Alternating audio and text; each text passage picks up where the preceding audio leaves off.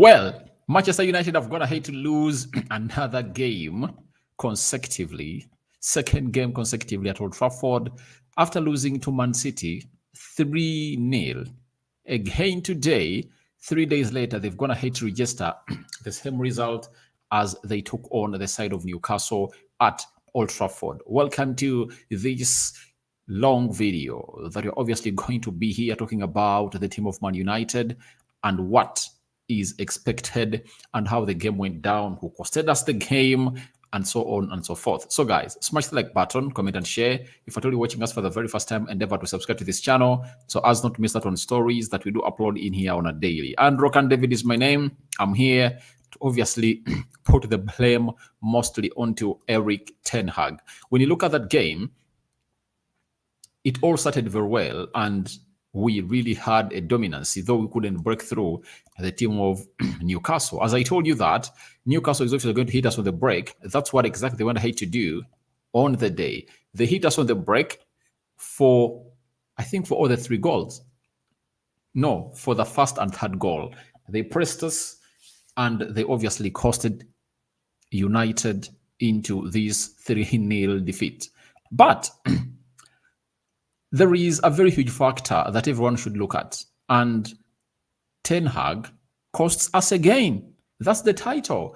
And one will be asking him ourselves, why is Rokani saying that Ten Hag costs us again? Now, Manchester United got a yellow card. And you know Hannibal. He was really playing very well, by the way. He was one of the best players on the field of play before he really got himself booked, right? But as it went down, he obviously turned into a highway that couldn't obviously help the team of Man United when we obviously went ahead to obviously see ourselves really being hit on the break. In the 14th minute, he got a yellow card. That is it. And in our, I think, the 26th minute, he went ahead to do another nasty foul, and the ref just went ahead to reserve him and said, all right, don't do anything like that again. Now, when he gets a last warning from the referee, Garnacho drops the ball, and we are obviously being hit on the break.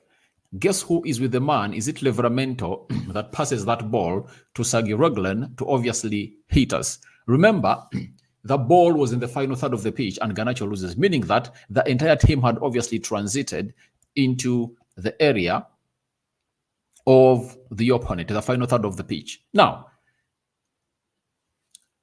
Hannibal is the man responsible to foul this player at the halfway of the pitch to see to it that we don't concede a goal. Guess what happens? He couldn't foul him because the moment he fouled that player, we were obviously going to get a red card. That is it. What does he do? He lets Livramento have his piece and passes that ball to Almiron. Diego Dello tried to track back, but he couldn't obviously find. He found him, but he couldn't obviously stop him from obviously hitting that ball into our net. That's how it happened. And who costed us that goal? It was Erik ten Hag. And when that goal goes in, it obviously affects that entire team. They started to really pass through us through the midfield because we had a player who had gone ahead to get a yellow card in that midfield. And to make it worse, even Casemiro went ahead to get another yellow card. And we had a double pivot that was really having a vast booking in from the referee. And that was one of the things that Erik ten Hag was supposed to do, see to it that he takes us to where we deserve to be as a team of Man United by making an immediate substitution before even that first goal really went in through, because Hannibal's efficiency and what makes him effective in the system of Man, I know he's talented, but he works really hard.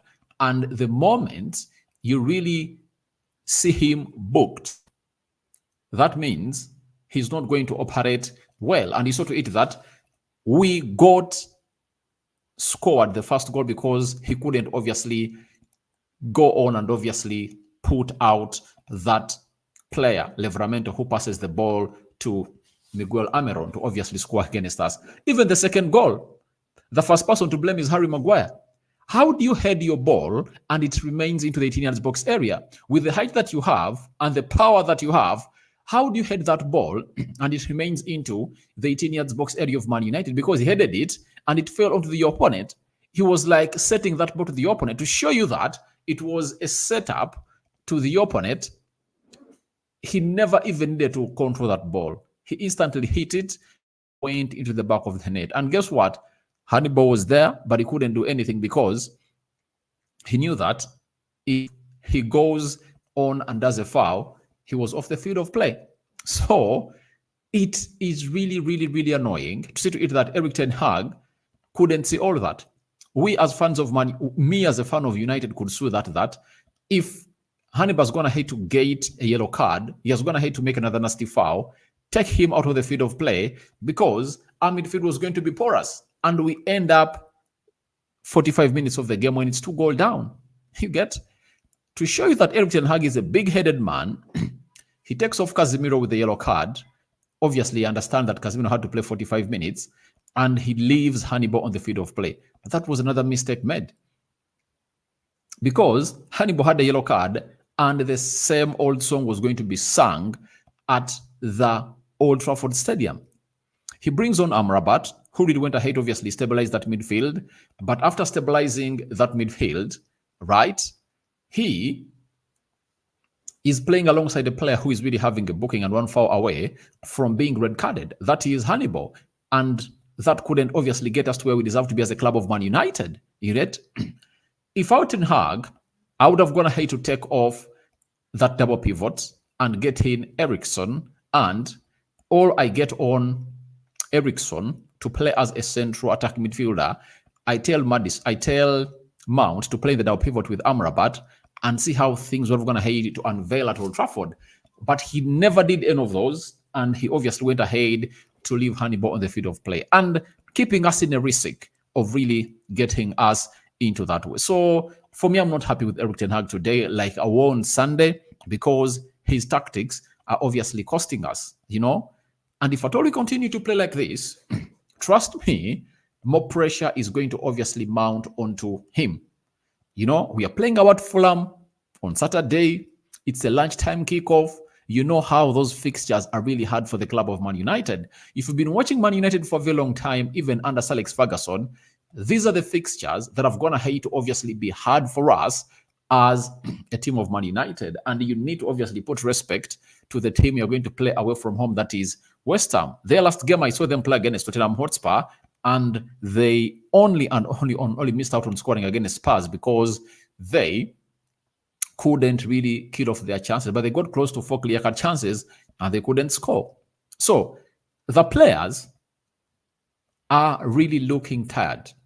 Garnacho in the first half and Hannibal were trying to make things happen.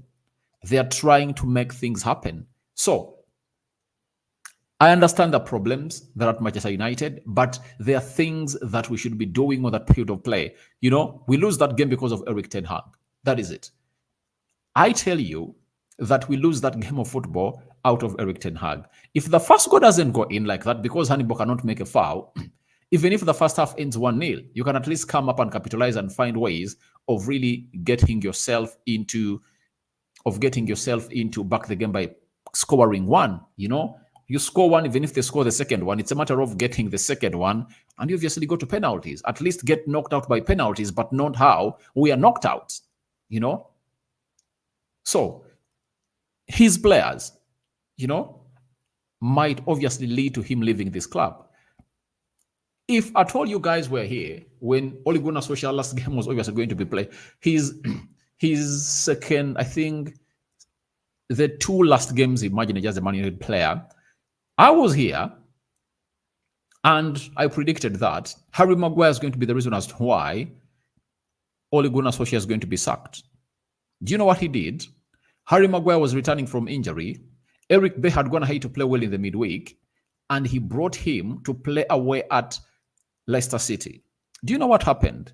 Harry Maguire gifted away 2 goals that costed us a game, and that game ended 4-2 in favor of Leicester. And Ole Gunnar Solskjaer had just 1 thrown to draw. And as we people who really felt like these are things you should obviously make right, we were here telling him that please take Harry Maguire off the field of play, start Eric Bay and Lindelof to play in the central defense. Guess what happens? The first half ends 1-0. And guess what Harry Maguire does? Do you know what he does? The first half ends, I think, 2-0. Then he brings on Donny van de Beek and Sancho, and then we score 1 goal through Donny van de Beek, and it was 2-1. And we are really pressing and really playing very well. The ball was being moved very well, and we are obviously trying to get ourselves where we deserve to be. Do you know what happened? Do you know what happened? Do you know what happened? What happened was Harry Maguire sloppily gives away the ball to this Nigerian guy that was playing for Watford, and he was playing for Nottingham Forest last season, and he was sold, I think, to Turkey. He loses the ball to him, and instead of letting him go to score, Harry Maguire holds that player because he was the last man. He gets a straight red card, and we are a man down. You get? And we are a man down. You know? Do you know what happened? Went ahead, concede more 2, and the game ended 4-1 in favor of Watford. And the next day, Ole Gunnar Solskjaer went ahead to be sacked. Now, one of the players that is going to lead to the sacking of Erik ten Hag, if at all he doesn't obviously reduce on the minutes he plays, is none other than Antony. What has Antony done on the field of play? Do you remember the photo of Antony when you're playing Man City? Let me try to get that photo. He was seated in the dugout, and he was really showing lots and lots of pain of not playing. You know? That is it. Let me get it. Man United, Man City, Antony. You know?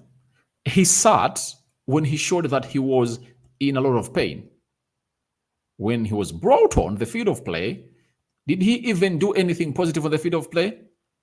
He only went ahead to fight with the player called Jeremy Doku. That is it. You get? So I ask myself, what is Erik ten Hag needing? You know, I've been in for him. I don't want him to be sacked, but all I want is simple. There are certain things he should be trying to make us up. Why did Antony have to play 90 minutes on that field of play? That is the big question. Why did Antony have to play all those minutes? That's the big question. You know? Why did he have to? Because there is nothing he offered that could keep him on the field of play for all that long. Guys, tell me what did Antony do to keep him on the field of play for all that long? Can you tell me? Educate me. I might be naive and I might have not watched the same game of football we're going to hate to watch, because Antony never really deserved to be on that field of play. That is it. He never at any point deserved to be on the field of play. Now, Pelestri being absent, you really get to know that at least you get Mason Mount play as a right winger and take off this guy. However much even, Mason Mount really had a very bad day, but that of Antony in office was really worse. Very, very, very, very worse. And you ask yourself, what was the reason for him? I'm looking for that photo, but I'm not getting it through, you know? Let me try to find that photo because I want to really... Antony, let me try to find that photo, because if you are annoyed, you know, if you are annoyed in the dugout because of not being given any minute to play, the next game you are started and given 90 minutes, you obviously have to come out and obviously show us that you are really, really, really, really, really, really, really someone important, and you are going to come on and obviously do the needful. I'm not seeing that photo. But all I can let you know is that he really looked like he was pissed. And I thought, all right, when the manager brings him on, he's obviously going to do the needful. In that game, he only fought with Jeremy Doku. Today, he hasn't done anything positive on the field of play. Every time he reached in positions where he was supposed to obviously pass a ball to his fellow player, he goes hard. The crosses were really off. And trust me, he's really living the worst. And you see to it that we had players like Bebe at Man United, one of the worst signings I've seen Sir Alex Ferguson make at Old Trafford. But Anthony is walking down as one of the worst signings to ever be made at the club of Manchester United. You might not see it now, but I think he's into his second season and he's supposed to be doing better. You ask yourself, why is someone really... All right, I'm going to have to find this photo. I think it's here. Let me try to flash it onto the screen and really show you how this guy was really looking.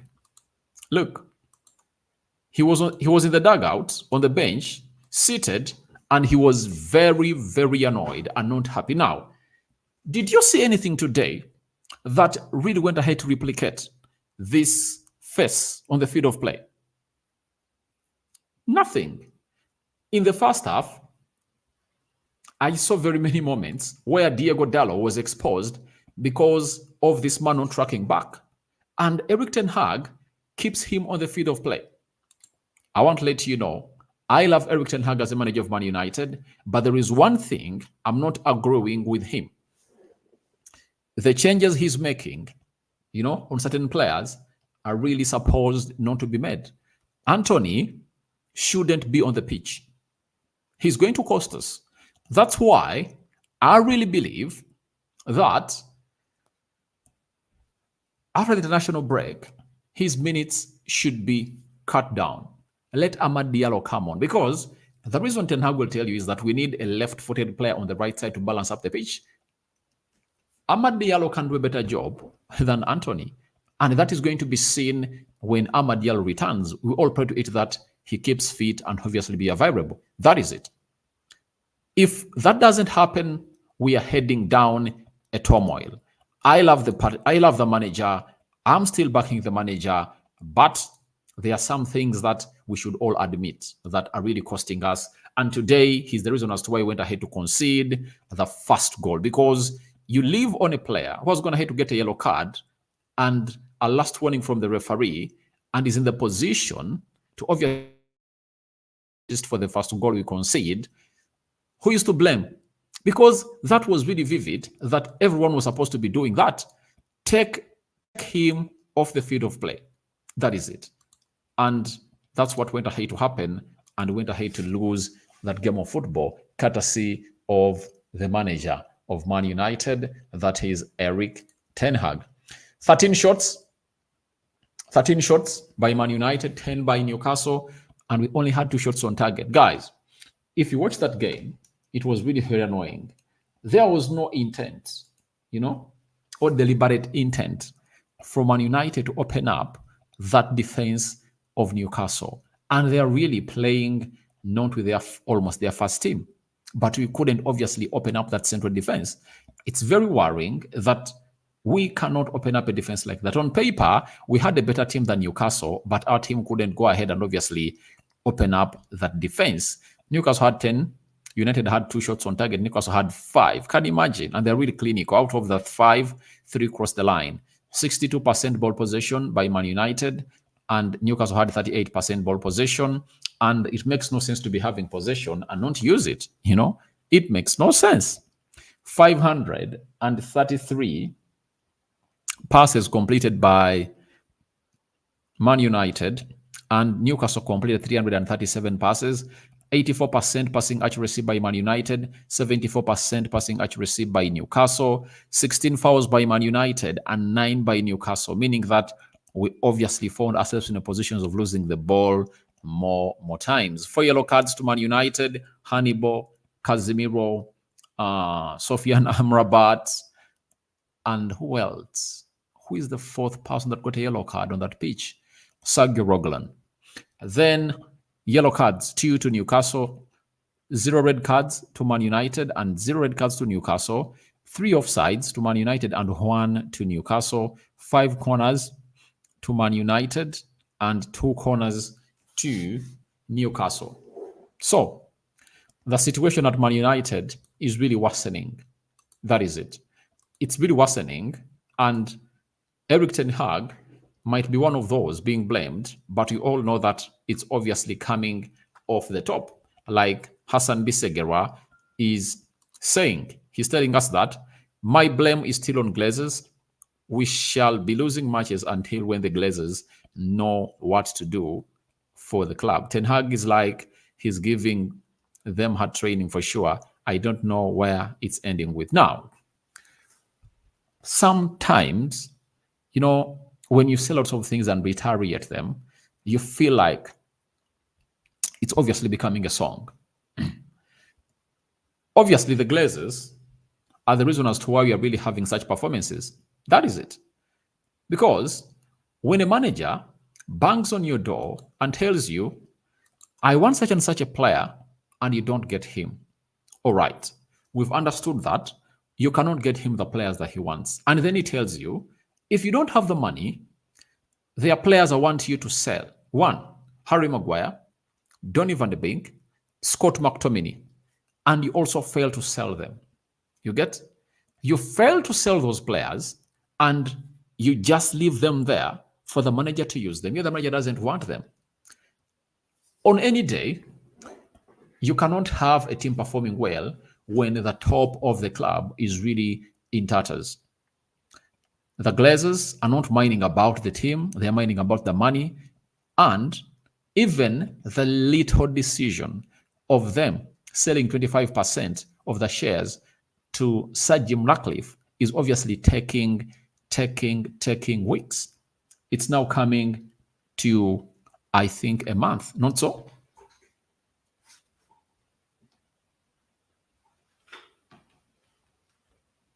I think it's now coming. Can you imagine? The Glazers are as slow as a snail always. During the past, the Glazers are slow. And during the takeover, they are slow. It has taken them from November last year to November this year, and they've not gone ahead to sell the club or really accomplish getting an investor for the club of Man United. And you know why? They fear that when Ratcliffe comes in through and this really gets done, he's going to sack the CEO, that is Richard Arnold. He's going to sack John Matter, the director of football. And they might come out and expose them because they are not good at the job. However much we are losing games, and I'm blaming Eric Ten Hag because I'm blaming Eric Ten Hag for the mistakes I'm going to hate to do as a manager. But you have to know what this team is all about. What makes a team? What makes the team is the top people that really lead the team. And we are having people who have never gone ahead to do anything like this in their entire lives. And that's why we are obviously getting dismantled like this. So the Glazers are really the problem. Ten Hag is fake. United should look for another coach. He has no good tactics. Guys, Ten Hag is not fake. We've seen him at Ajax, and he made them play some of the best football that we've ever gone ahead to see in the world, But at Man United, his hands are tied. He cannot be given what he wants. That is it. He can't be given what he wants. That's the problem. So he also said after the game of Man City that this team cannot obviously go ahead and play how Ajax plays because the players at Man United are not of that quality that Ajax really had. You get? So Ten Hag is not the problem. I can come out and blame him for this. He's part of the problem, but he's the smallest problem that we're supposed to deal with. The first problem to deal with is at the top. And if at all you were a United fan outside there and think that Ten Hag is not good, then do you know what he did last season? If at all he happens to win, if at all he had won the game today, he would have been the fastest manager to get a 50th win in his career at Man United. But lots of things are really surrounding this club of Man United that most of you don't know. The minds of these players are not settled. That is it. We are really having a very huge unsettlement into the dressing room of Man United because of that takeover. That takeover is putting with the fans on pressure and on tension. Now, If it does, we people who are the fans, now what of the players? You get? It's been one of those things that you feel like we should obviously make better. Ten Hag is not the problem. I don't think that Ten Hag is a fake manager. He's a good manager, but every good manager needs to be doing the.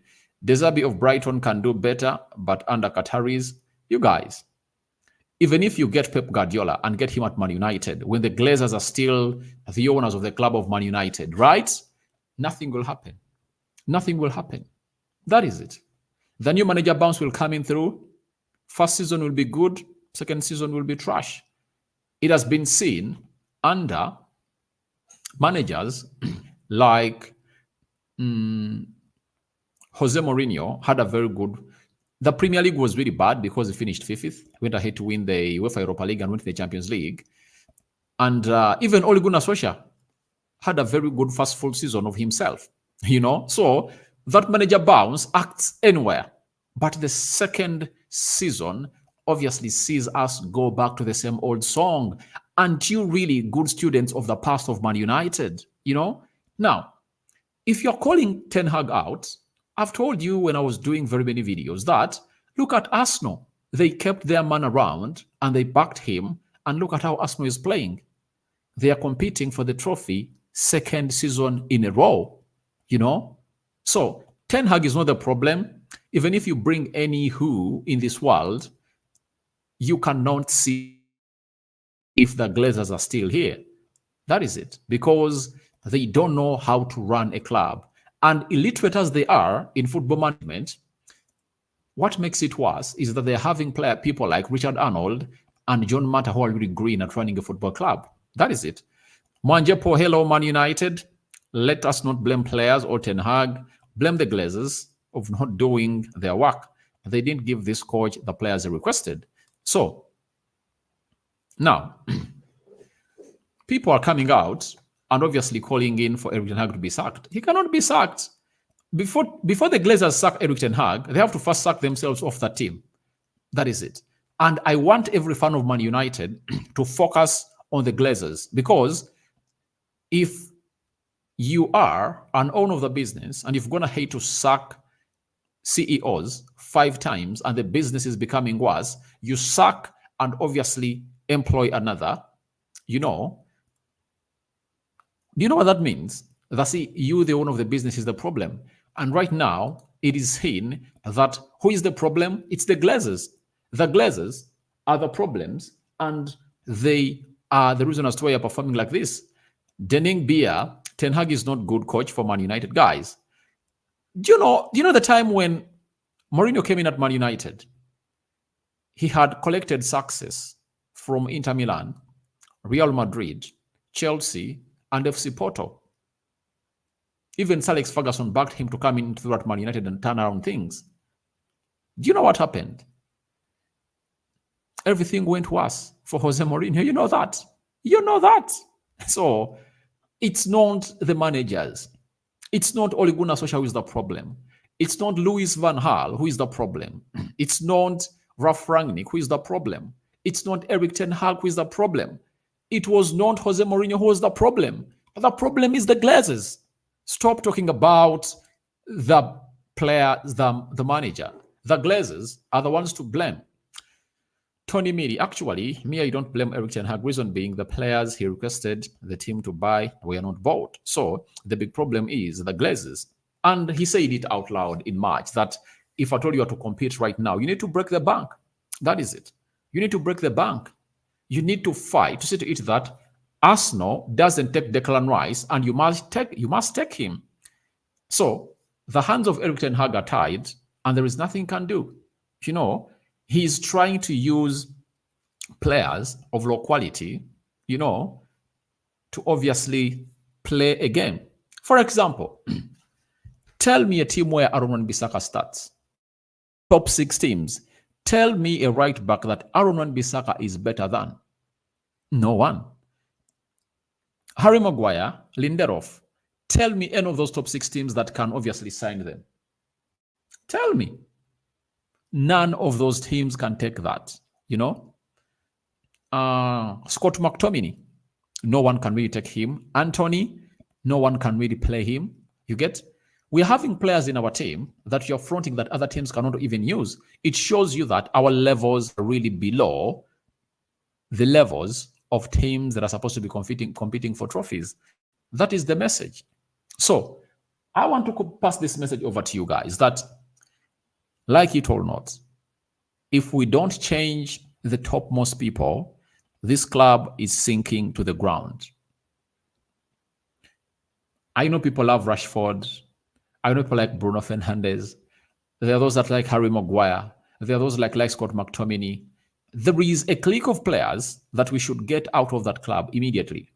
You know, Bruno Fernandes should leave. Rashford should leave. The good things that they can get some good man out of Rashford. Bruno Fernandes, they can get some 40 millions from him or 50. Sell these players out and get in other players. Do you see what Pochettino is going to hate to do at Chelsea? He doesn't going to hate to bring in immediate results, but he's building his own team, you know. But you're having owners who cannot buy you the players you want, and they cannot sell. You tell them that sell this player and let's get another player. They can't. They can't do that. That is very, very annoying for this team of Man United.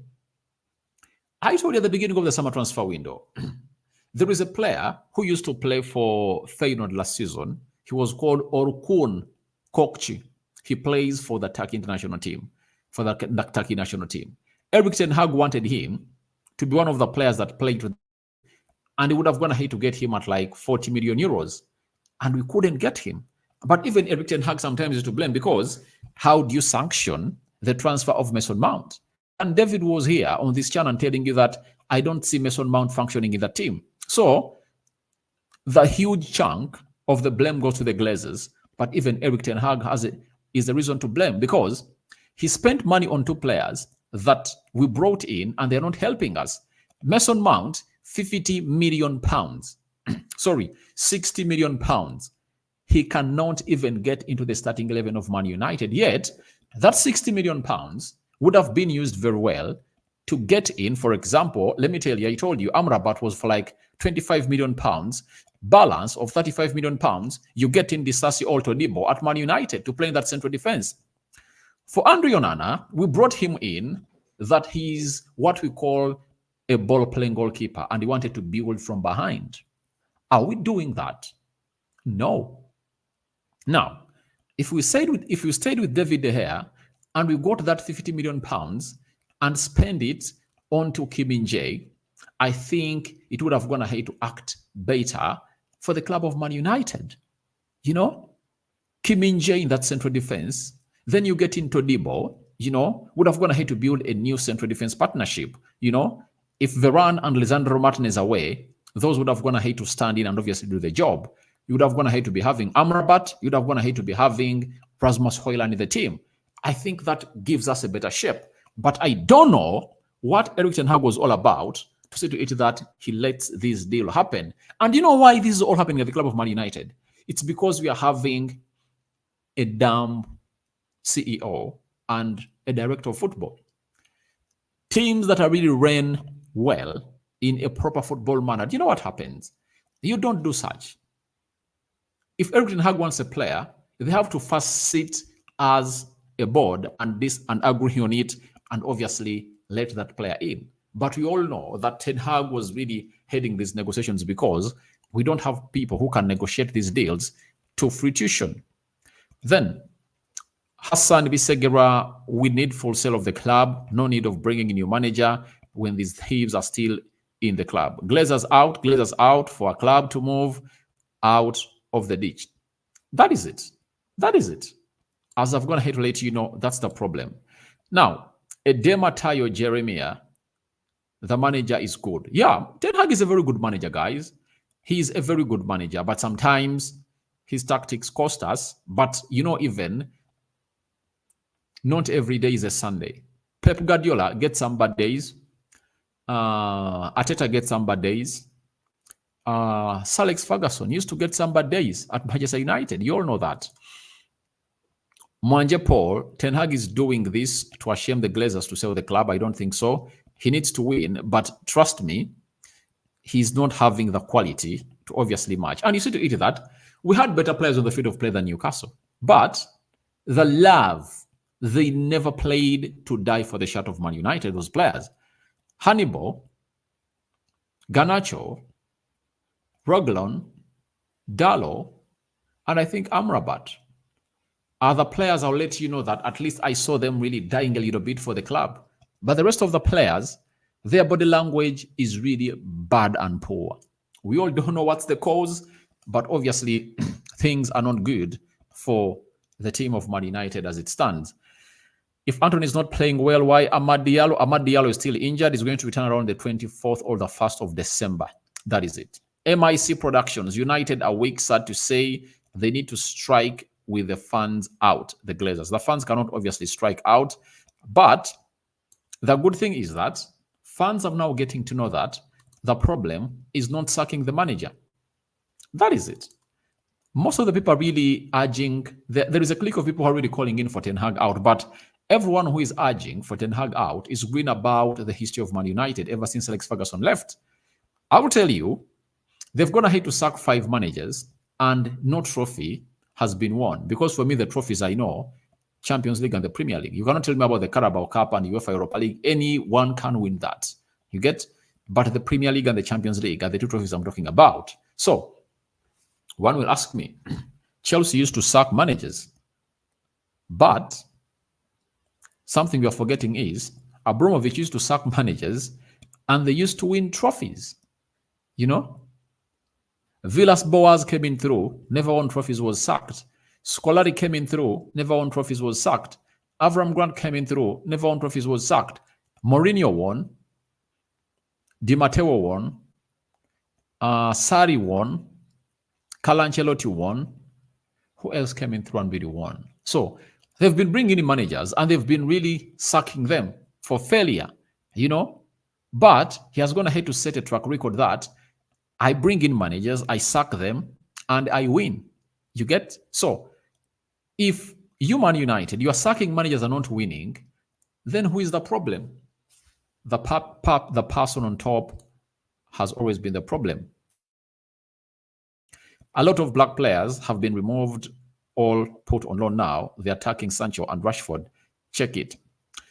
For me, it deserves to be blamed. That is it. As we blame Bruno Fernandes, as we blame Casemiro, you know, because Rashford came on through. Look at his body language. He got a chance. Instead of looking out for a pass, he was thinking only shooting at goal, even though there was a player in front of him. And that ball couldn't go past that player. A ball cannot go through a player, you know. Instead of taking a pass, he couldn't. Now, what do you expect fans to do? They have to go for him because at least you come up, run, and show that you are dying a little bit for the club of Man United. That is it. Hassan Bisegera, players, I don't know why there is lazy because of hard training. Eric Ten Hag is giving. It's not hard training. These players complained when Rangnick was here, they complained about his training tactics that were really very hard. So these players just wanted them to be parted. And even if they get a manager who parts them, they obviously betray the manager. Look at Ole Gunnar Solskjaer. He took them as their mates and they turned against him. You get? Because for them, they know it's easy to sack a manager because 15 million pounds to overcompensate, but they cannot obviously be thrown out of the team. That is it. Kennedy is telling me this problem is not coach, it's board of United. Let's give Ten Hag time. Already, some people don't know football, only like team when it's doing fine. He's using ref players like Maguire and Lindelof. That is it. So, but even Newcastle went ahead to play with players that are really fringe players in the central defense. That's why I put in Eric Ten Hag back here. However much the Glazers are to blame, but even Ten Hag has to take the share of the blame because we are having a better squad on paper. How does it fail to obviously win that game? Because of him failing to take off Hannibal off that field of play. That is it. Then Randall Pittman, but Ten Hag bought a lot of players on the team. Anthony, Casemiro, Højlund, Onana, 70% of the players in the team. It's not 70% of the players. Do you know how many players Ten Hag is going to have to buy? Onana, Lisandro Martinez, Tarel Malacia, Casemiro, Eriksson, Mason Mount, Rasmus Højlund, Anthony. 8 players. Do you know how big that squad of United is? We are having a squad of 25 players. So where is the 70% of the players in the team? You know? Where are they? Where are they? Now, and let me tell you, he wanted Harry Kane and Rasmus Højlund. He got it only Rasmus Højlund, never gotten Harry Kane. He wanted Declan Rice. He never got him. He wanted Frankie de Jong. He never got him. He wanted Darwin Núñez. He never got him. He wanted Julian Timber. He never got him. He wanted Frimpong as a right back. He never got him. Right? You know? So, he wanted several players, but he never got, you know? So anyone calling about Ten Hag having 70% of the players, that's a lie. A squad has 25 players, but Ten Hag has only gone ahead to buy only 8. He never bought Dalot, he never bought Maguire, he never bought Varane, he never bought Luke Shaw, he never bought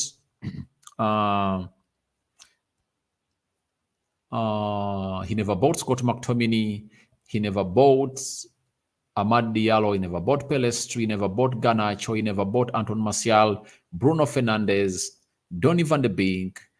There are very many players. By the way, most of the players at United, we are not bought by him, meaning that he brought in 8, and 17 we are not brought in by him. Fab Emma, nothing is good in Man United. All right, thank you. Height Studios, United makes simple things hard, like positioning for the ball. The problem was, I repeat it, I'm not calling for the sacking of Erik Ten Hag, but let's all agree that substitution of Hannibal that Ten Hag doesn't make goes ahead to obviously costs us the day. That is it. Kennedy, without full sale, we are going nowhere. Even if we bring Pep at Man United, can't manage because our board is really bad. That is it. The problem is the board, but however much the problem is the board, there are games that we are supposed to win. You get? Christopher Summer, there is way we'll go back to their past glory. There is no way we're going to go back to our past glory in charge of Man United. Man United need full sell to achieve good results. That is it. That is it. And I think the fans should push for that. Let's take our eyes off Ten Hag. Let's look at the Glazers. Christopher Summer, there is no way Man United will achieve good results with the Glazers still in charge. Man U need full sale to go back to the old good days. You're 100% right. And you're spot on. Kasimoto, the club must be sold. That is it. Then what's wrong with this club? The Glazers are the problem at the club of Man United. If you think that there is any manager who is going to come up and obviously make us a better team, you are lying. You are lying. It's the Glazers that need to obviously throw a towel, and after throwing in the towel, they leave this club in peace and let us go to where we deserve to be as a club of Man United. So guys, thank you very much for watching through. That's what I had for you. That was my match reaction. Late night match reaction. I'm out. See you later.